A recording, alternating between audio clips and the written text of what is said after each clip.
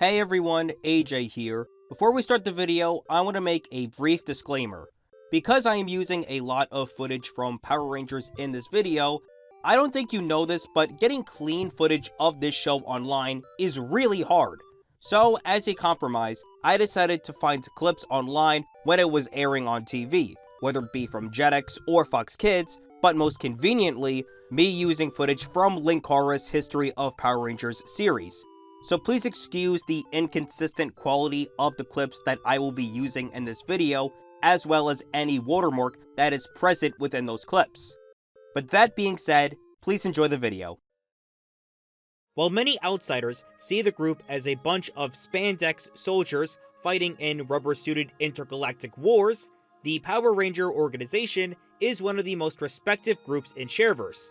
A collection of individuals who protect the planet from any invasive threats, all the while having immense knowledge about other astral souls in different alignments, with many calling them the IRS of Shareverse because of this feature.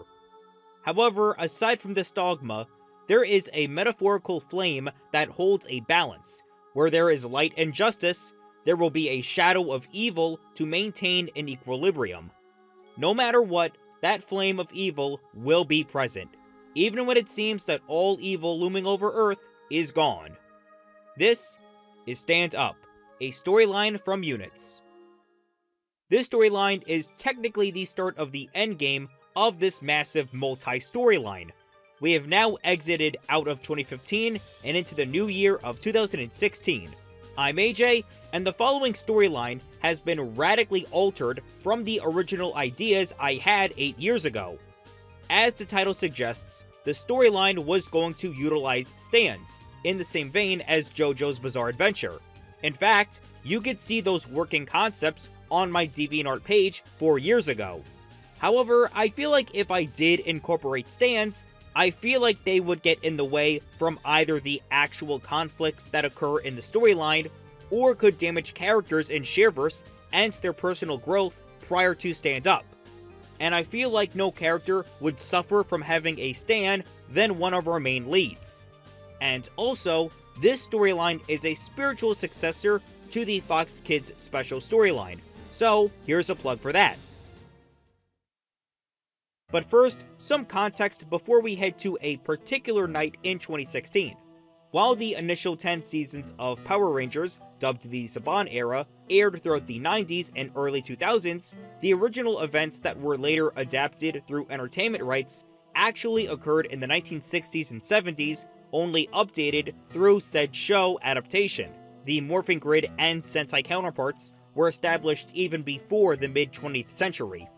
For the case of the Lost Galaxy villainess Trakina, after losing to 2 Ranger groups and a supercharged Megazord, she budded away from her original body prior to the killing blow, and regenerated herself from the underground soil.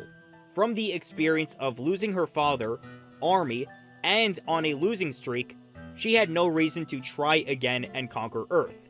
However, one of the all-powerful and all-knowing Morphing Masters noticed her survival and told her that nearly all members of the growing organization will be aware of her actions following this day, and if she dare to try to attack Earth, she will be rightfully eliminated.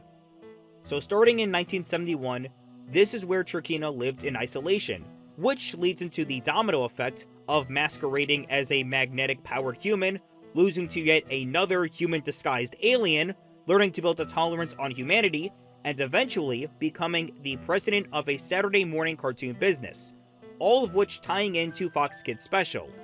Now one would watch that storyline and assume that I gave Trakina a redemption arc. Please understand, while she is the protagonist that we follow, she is still not a good person. She saved the Digimon from deletion, yes, but only for using them to suit her conquest in the Sat AM business. She killed one of her own employees because she saw Angela as a weak leg. Hell, Mickey didn't even like her that much during the Disney years of the storyline and was actively trying to kill her during her last 2 years working there, only because she plans on killing him. Even in the final years at Vortex, she planned on killing the Straw Hats as a form of revenge when the Warner alignment was running 4 kids in the 2000s, despite Luffy and the gang being mostly innocent. And of course, the final battle had her kill someone that she had looked up to for 30 years. Sure, dumbass Goku was going to put the whole world in jeopardy, but still, she did kill someone who was seen as a good person to a lot of people. Almost everything that Trakina did in that storyline was a selfish means of getting through life, even if it meant that she made a lot of friends, got married, and had a child all along the way. By 2015, Trakina was old, complaining that she got too old for shit as her employees took the helm for her. That's not to say that she was fully out of the game either, since her husband Makop still had a job at the Disney alignment, and she prevented the original ABC family's demolition by converting it into a museum filled with Disney alignment memorabilia, as seen in the end of Walt and Crazy Gaide. And that is where our story begins. While the Saban era of Power Rangers occurred in the 20th century, the Disney era seasons did take place throughout the 2000s, including SPD, which took place in the future. As such, many possessions during these incidents in Shareverse were on display in the Disney Astro Museum, one of which was a jail card donated by Space Patrol Delta, which housed Mora, the age-confused villainess from that season. Another was a Greek plate that entombed the Operation Overdrive villain, Miratrix. I don't know how that makes sense, but it's Power Rangers logic. People can breathe in space on that show. And the moon has gravity. However, on one June night, the place was under attack by members of Neo Disney. This was during their civil war, after all. Trakina was alerted by this fight and immediately warped in. She made quick work of them, but some of the museum donations were damaged, including the glass stand holding the Ranger memorabilia being shattered.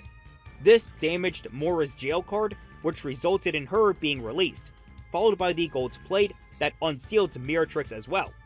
The two would be incarcerated by Original Disney, as Trakina decided what to do with them. Sending them back to their masters would be impossible, because either of them were in jail or dead, and Original Disney did need more hands in the war regardless. So, both girls were under Trakina's watch, but little did they know it would only be the catalyst of what's to come. 1 week later, a small attack in Manhattan was made by the demoness Vipra, who can't act for shit, but I won't hold it against her. Since this was someone Trakina was somewhat familiar with, the three girls stepped in and they fought. As an act of defense, Vipra summoned a scythe and began to protrude fire from it. This was what was called an upperment, a signature trait to those who are involved with the metaphorical flame when there is an imbalance in the Ranger organization. Almost by instinct, Trakina's strength was much stronger than before. Mira's instigations became more useful as her sword could now cut through the thickest steel, and Mora was able to create an after-image of her adult self, Morgana. From this, the three-cornered Vipra, adding yet another ex-villain under Trakina's watch. But she did bear information that was somehow relayed to her. There, she explained to the girls the upperments and why she attacked New York. It turns out that the flame was unbalanced, resulting in some questionable results from those affected in the Ranger organization. While the hero side was untouched, the disturbance came from the villain side. Supposedly, there was no pure evil in the flame. As such, the influence of the morphing grid had been searching for more fuel for the flame by getting into contact with past villains. The four of them had been claimed by a heroic side of a war, despite one of them claiming to not have picked a side. The flame's balance could only come from a villainess who is still active from each era of the entertainment rights, and not one who is either dead or redeemed. But with this source of news, the group now called the Restorers realized that they were the pillars of this prerequisite. Trakina and Vipra for the Saban era, and Mora and Mira for the Disney era. The Neo-Saban era was still continuing at this point in time, so there was no threat of an absent villainess. But while there was no active threat to the flame at the moment, the group decided to focus on the Disney Civil War until something else popped up. I'm also going to be talking about a particular side plot to this storyline, but it does tie into the main plot anyway. So moving on to the middle of July, the main leader for original Disney, Grimhilda, was stationed at the Disney store in Times Square, supervising the area in the dread of an attack by Neo Disney, until she heard someone call her by a name that she had not heard in years, her Japanese identity, Roya Tachibana. This mysterious woman claimed that her time for revenge had come as her two assailants attacked Grimhilda off guard. The astral co-owner of the company, Digimon, saw the attack, and while Grimhilda ordered her to stay away, this was not a fight she could ignore. The woman went by the name Toto, as well as showing off her two weapons, humanoid machines codename Fire and Flame, both of which could materialize their bodies into weapons, with Fire focusing on ranged attacks and Flame focusing on melee combat. These individuals were based off of the characters from the DeviantArt I-Ben's 009's Liquid Mercury story. Digimon slide digivolved into her Mastamon form, thinking that this fight will end quick. But as she fought the two androids, she noticed that their attacks were actually damaging her data. She quickly thought of how this woman somehow got a hold of Digimon data and converted it to her pets. She then thought about how her father promised that the two would have a deathmatch in the near future. Could this woman be someone Shinji sent to kill his prized creation? Regardless, Mastamon fought with her life, stripping away pieces of her armor as a diversion. Ultimately, through confusion, both machines collided with their attacks and combusted. Toto saw the fight from afar and told Mastamon that if she wants answers, she would need to reach her first. In between an entire army of Fire and Flame copies, 20 pairs in total to be exact. With Mastamon getting exhausted and running out of resources, she fought all 40 robots. But the battle took a toll on her body, progressively de-digivolving to her lower states just to conserve data. By the time the barrage had ended, she was nothing but a badly wounded and damaged Angelwoman, as she made her way to the cafe Toto was spectating at. Toto congratulated the ultimate level Digimon for displaying the true power of the Digicrystal, but said that it was getting late to explain who she was. As a parting gift, yet another pair of Fire and Flame appeared, and they DNA digivolved, shocking Angelwoman. Even though it was shrouded in darkness, the being slashed her across the body. Though the blow wasn't fatal, Toto promised the co-owner that the two will have a proper battle on Odaiba Day, August 1st. When reinforcements came in, they noticed a bloodied and bruised Yukimi Batamon on the floor, clinging for life. The next morning, the very moment Yukimi Batamon woke up in the hospital bed, she tried to warp Digivolve back to a Megaform and stormed right into Grimhilda's bed, demanding who the woman was. Grim did recall seeing a blue-haired woman when working on the creation of the digital world alongside Shinji in the 90s, but no recollection of her name. But with the threat of a destructive Digimon-based android, all of original Disney had to be on guard, which included the Restorers. The girls theorized if Toto had something to do with the disturbance of the flame, mainly because of how Trakina was at one point the caretaker of the digital world, despite never visiting it.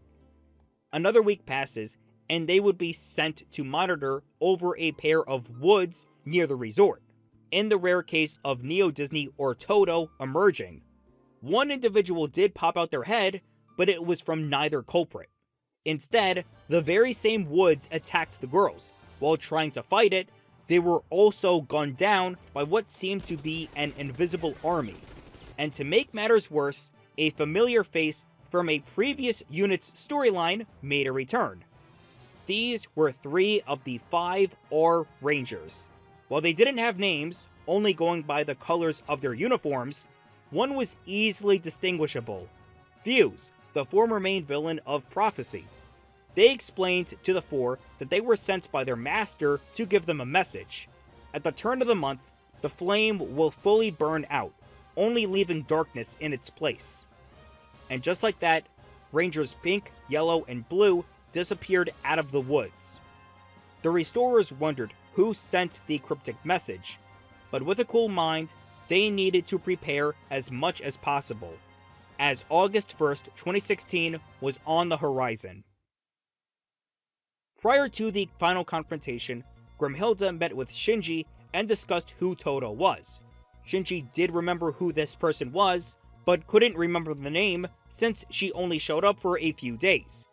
But after digging through some old files, it's revealed that Todo's real name was Maria Shigama, one of the few survivors of the NERV raid from 1989.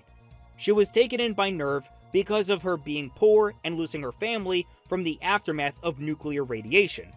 However, Shinji did not treat her well when he was in charge, despite her knowledge in computers.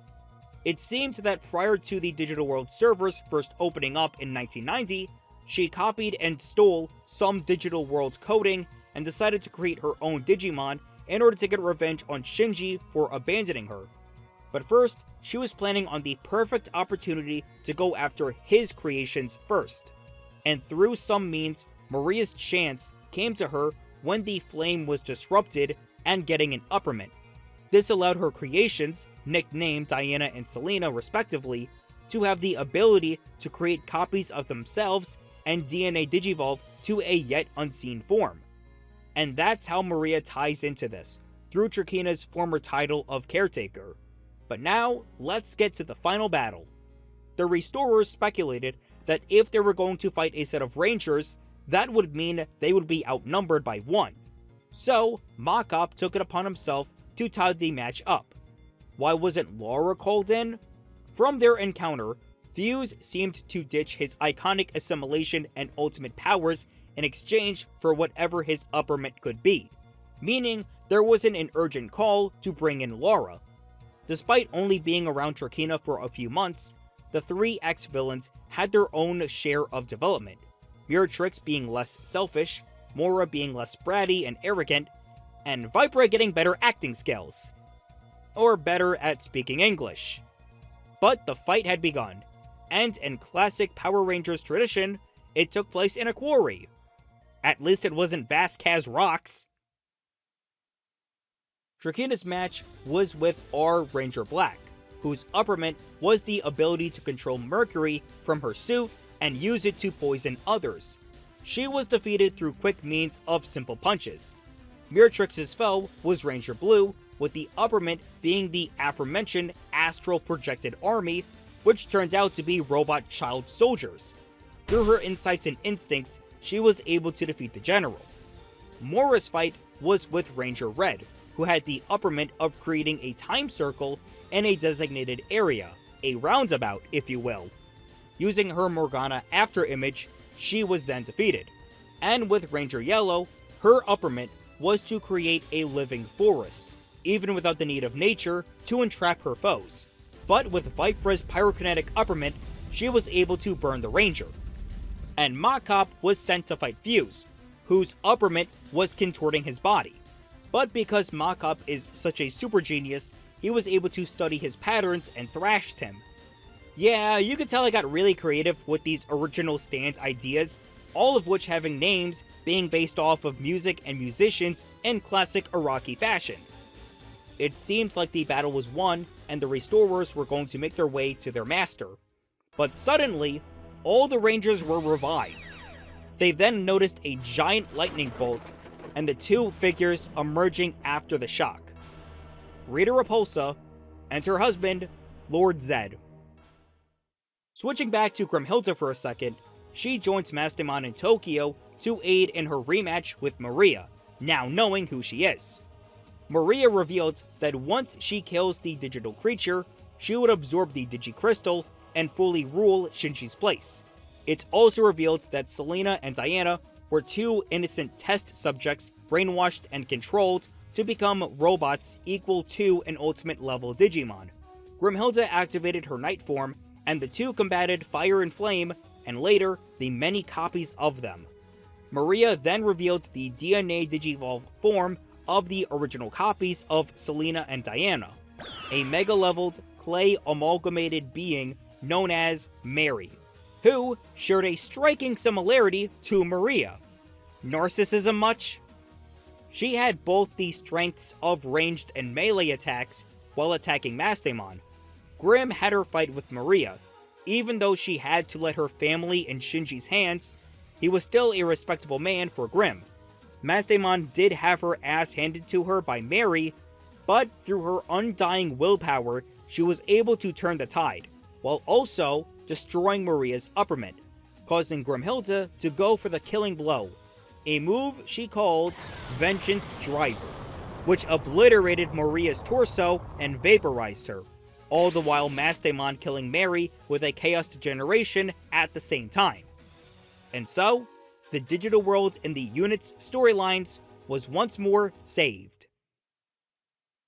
Following the Z-Wave in 1969, an energy wave that eradicated the United Alliance of Evil, it also cleansed Rita and Zed, now living happy lives on Earth.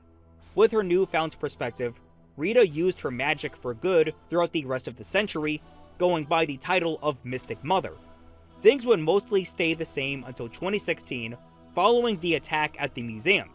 Almost all the villainesses were either dead or redeemed, leading into the flame being disrupted.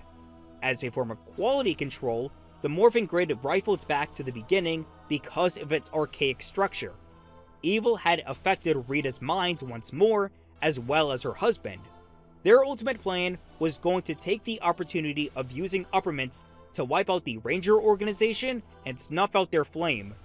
Zed's uppermint allowed him to create other uppermints to outsiders, but they would have to be Ranger adjacent, hence the formation of the R Rangers, the R standing for Rita. These members being reflections that were found online through DeviantArt, explaining the lack of Fuse's assimilation techniques being gone in favor of his uppermint because that is the requirement for Zed's uppermint. And as for Rita, instead of using an endless supply of staves to make her monsters grow, she has the ability to revive her men from the dead at the cost of her own blood. And fun fact, Rita's original stand was going to be called Van Halen, as a reference to the fact that the song Dreams was on the original Power Rangers movie soundtrack in the 90s. Drakina told the girls that her and Makkop's fight would be with Rita and Zed, while the remaining Restorers fought the newly revived Rangers. Thank God that they didn't have to fight a giant Megazord in the process. Rita making a remark that Drakina was kind of a spiritual successor to carrying the villainous pillar for the Saban era when the remaining members of the alignments were redeemed. But Drakina denounced that honor, since she had been living a life on her own since the 70s. The girls managed to overcome the Rangers, even if they kept getting revived over and over, but with Rita's blood being less and less sufficient, the five eventually stayed down. Makkop's fight with Zed was also tough too. Even without their uppermints, the two villains had a very strong magic. Just when it seemed like the battle was lost, Makkop and Drakina realized that her uppermint turned out to be the physical manifestation of their relationship. Both of their powers and strength come from one another, something that even their opponents struggled with at times. And through this, the two got the upper hand in the fight, and with one energy blast from the two, Rita and Zed were eradicated.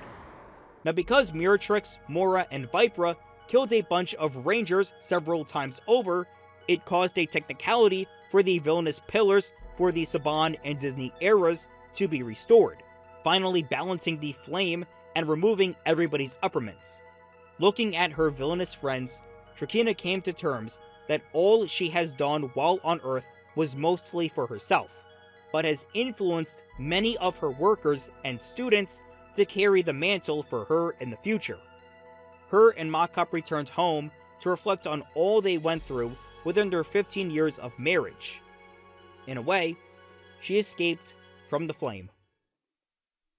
Now that's not to say that the uppermints are totally gone. There will come a day where the flame's balance will be disturbed again, and you could bet that Rita will return with her ability to revive the fallen. But even still, there will be her counterpart that will stop her.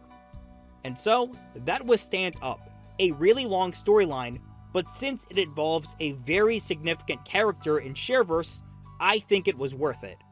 Like I said before, if I did incorporate JoJo-inspired stands in the storyline, I feel like it would have downplayed Drakeena's past actions in Shareverse. Like, she wasn't at her strongest point when wrapping up her initial storyline. It didn't sound right for me. And the fact that she would have a stand till the day she dies, yeah, I'm not a big fan of that either. So, I think what I did for the upper mitts was a smart and simple replacement. In any case, there is one more storyline in U.N.I.T.S that does actually tie to stand up in a way, but I will be covering that next time. If you have any questions about how Ranger lore does tie in and affect into Shareverse, please leave a comment down below, and subscribe to the channel because that final storyline will be on its way. Until then, I'm AJ, and I'll see you all in the next one.